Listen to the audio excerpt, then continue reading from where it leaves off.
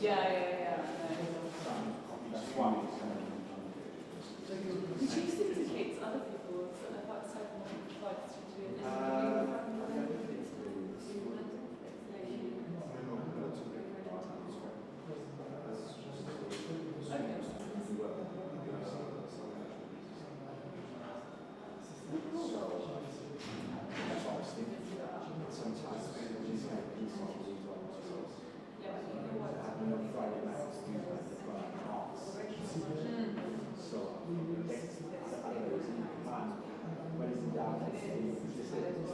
It's funny, we're not for a while.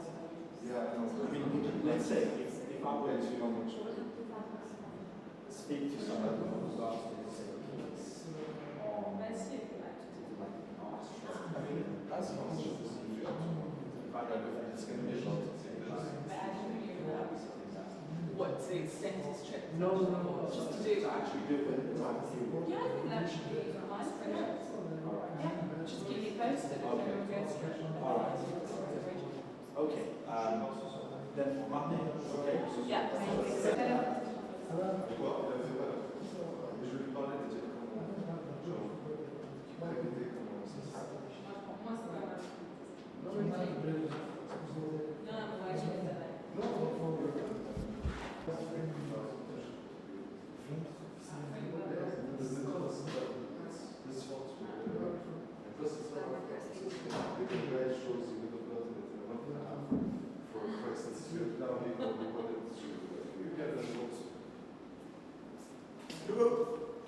I'm really sorry. Yeah, I spent a lot of time in Abu Dhabi when I was there. I used to like that. Yeah, I should go quite a lot.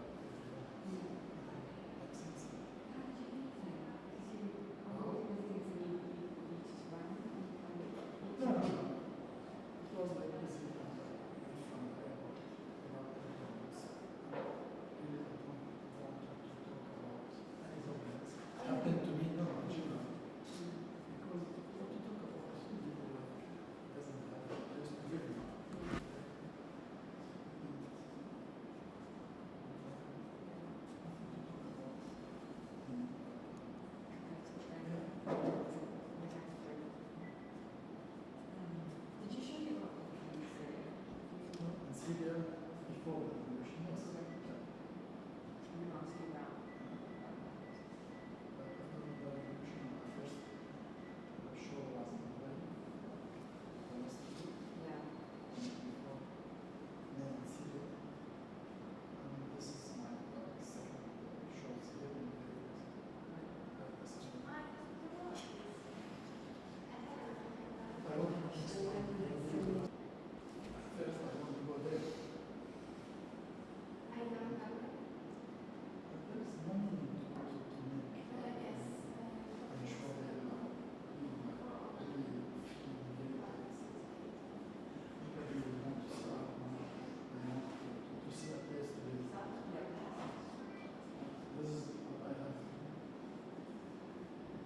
Right, camera's rolling. Okay. Congratulations on your show. Tell us a bit about how the exhibition came about. Sorry? Explain to me how the exhibition came about. How come you're showing your work in London? Actually, I'm still working with Ayyam Gallery since 2007. And after I moved to Dubai, I changed my career from painting to make digital art. And like after 1 year of starting with this kind of art, yeah, we decided, the gallery and me, to make it in a show.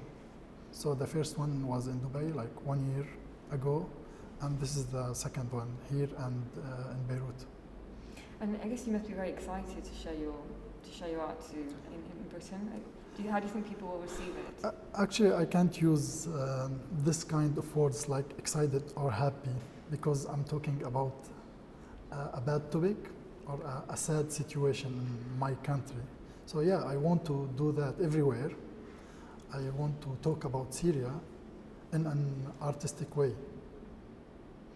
Tell me what it's like to be an artist in Syria. It's like anywhere you are an artist, so in Syria or in any place other, so it's the same.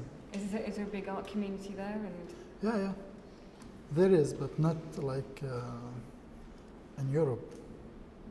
I mean, the wars obviously the revolution obviously had an effect on your artwork. Yeah, not just on my Or artworks. How's it affected the whole art community? Actually, I feel like I born again after the revolution as a person and as an artist. Yeah, I'm totally different person and for sure different artist. Tell me how it's influencing your art now. And what type of stuff you're doing? I told you, like, after I moved to Dubai and decided to change the medium, I began with a series of digital artworks. Till now, like, I'm back to painting now, like 3 or 4 months ago, but still making digital arts about the same topic or inspired by the same situation in my country. And some of your artwork it's been quite popular on the internet. And are you surprised at the reaction some of your artworks had?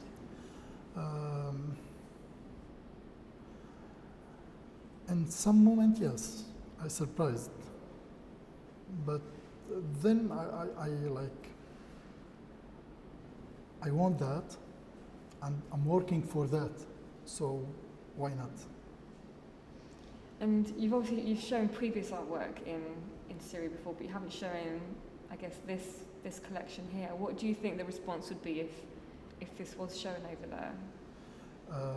To show things in real, it's like totally different.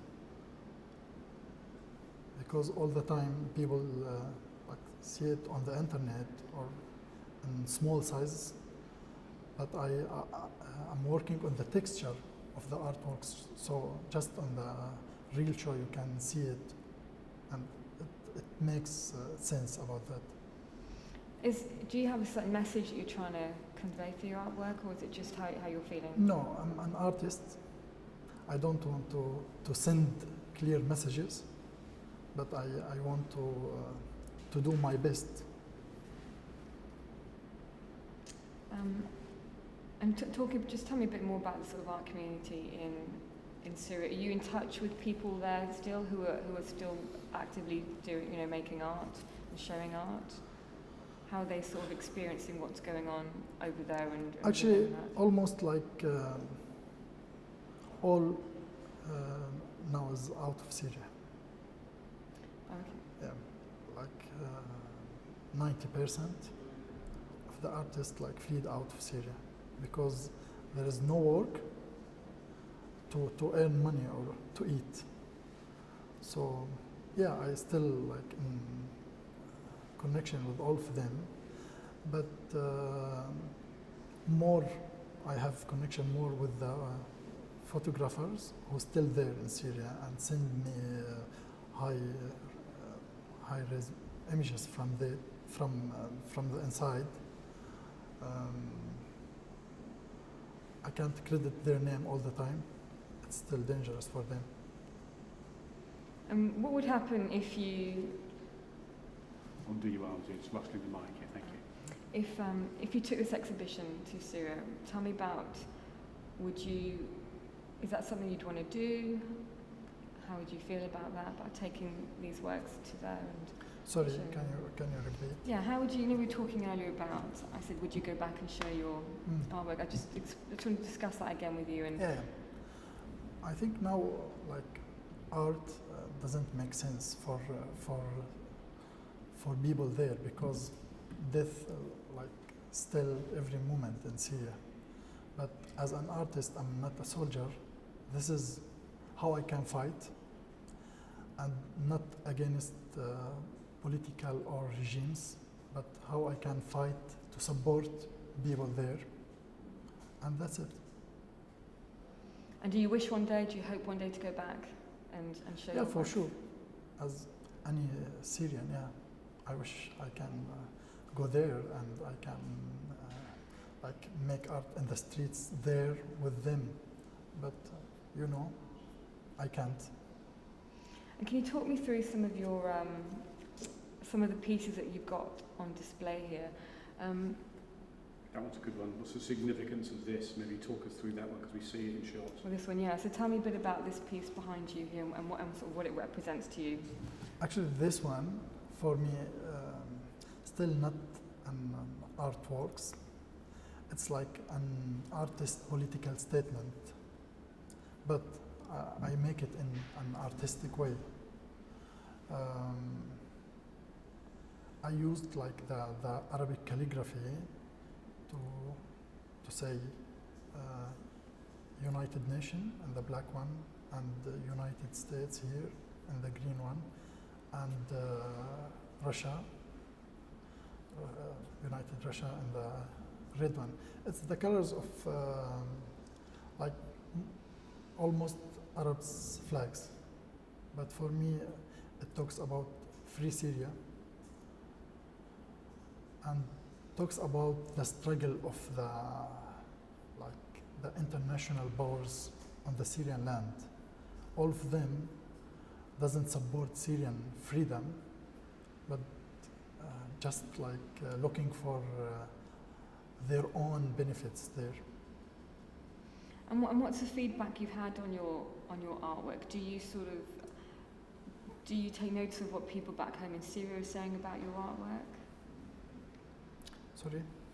A bit about the feedback about your artwork. You know how we spoke earlier when you said that people are writing mixed things about you sort of back home. But I just want to know if you've taken note of any feedback that you've had on your artwork that's gone viral that people in Syria might have commented on. No, for me, I know that I'm making artworks, not political posters. And people who support the revolution knows that very well. So if they're like regimes, journalists who wrote about like bad messages in my artworks, so it doesn't make sense for me. I also want to ask about some of the other pieces. Do you want to do that here, or was it? We'll do it here, yeah. We've shot them all already, yeah. Okay. So if you can, I guess, talk to me a bit about that, the piece over there, the kiss. That's the kiss one, right? Talk to me a bit about that one, and I also want to ask you about the house one as well, the balloons at the back. So just explain to me about what the meaning behind those pictures are and how you sort of came up with the ideas. So we'll start with that one. Yeah. Just stay here, don't worry, sir. It's I'll fine. stay Yeah, yeah. We'll For edit me, the freedom graffiti, like it was the last piece of the Syrian museum.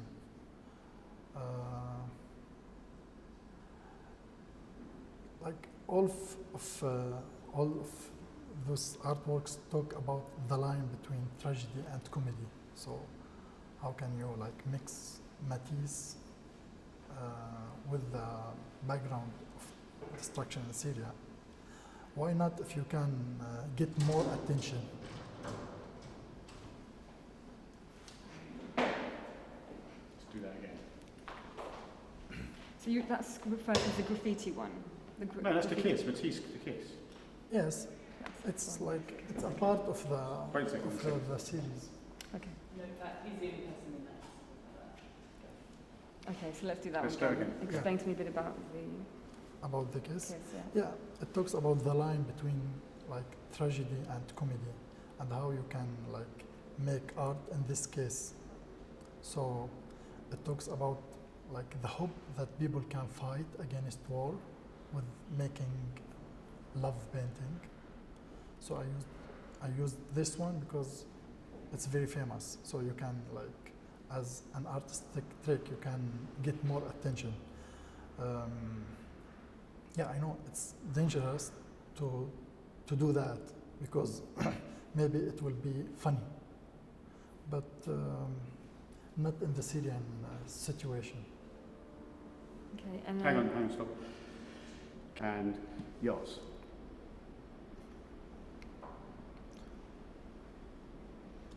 Okay, so explain to me a bit about the kiss picture.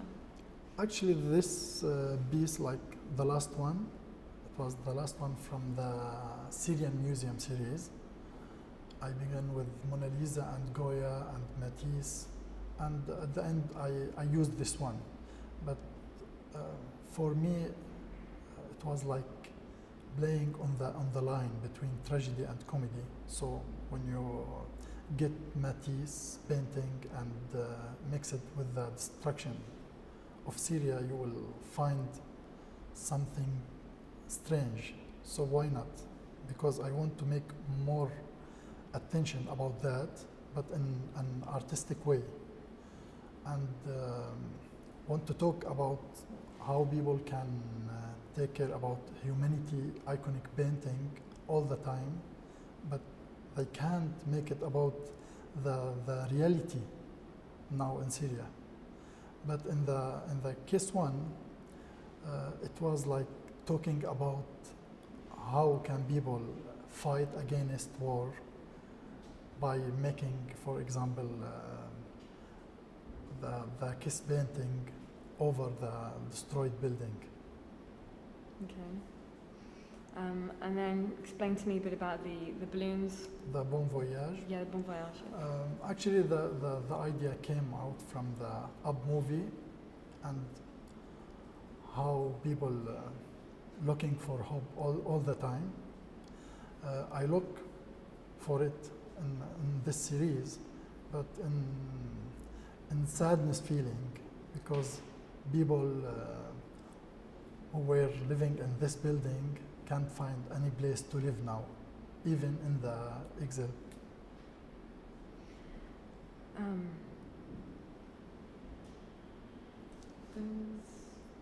then just think about that.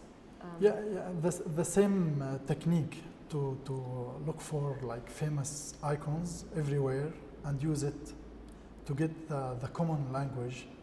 No need to translation or to write clear messages. So all people knows or familiar with this icon, and it expressed the Syrian situation, but not the Syrian. You can make it everywhere.